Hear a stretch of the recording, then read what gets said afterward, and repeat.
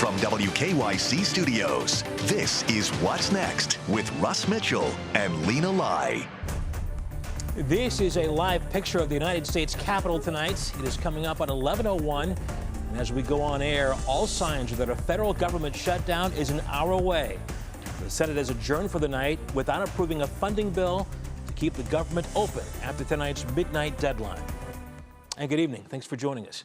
After a day of drama on Capitol Hill, it's not just the shutdown that's looming tonight. Federal employees are worried about layoffs, and the president warns they could be significant in number.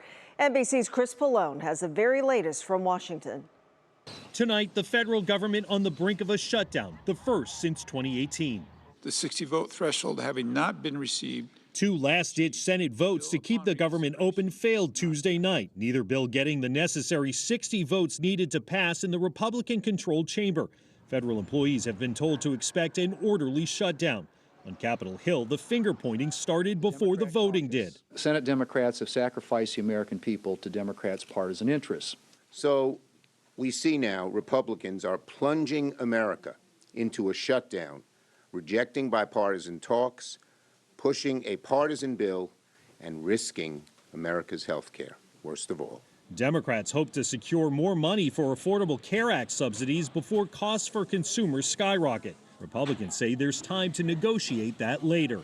In a shutdown, Social Security, Medicare, and VA benefits will continue. So will student loans. But national parks could close, and 750,000 federal workers could be furloughed.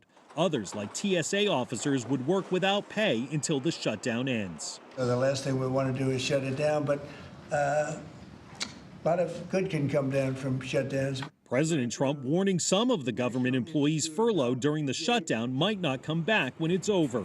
When you shut it down, you have to do layoffs, so we'd be laying off a lot of people that are going to be very affected. Senate leadership says that chamber will be in session over the weekend, but right now the House is not slated to be back until October 7th, meaning a shutdown could last at least a week if the House is not called back sooner. Chris Pallone, NBC News.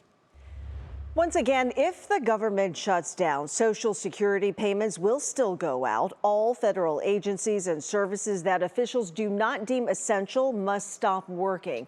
Essential services include U.S. Postal Service, Medicare, and Social Security Service, as well as air traffic control. The Senate will be back in session tomorrow with 2 more votes on efforts to end the shutdown.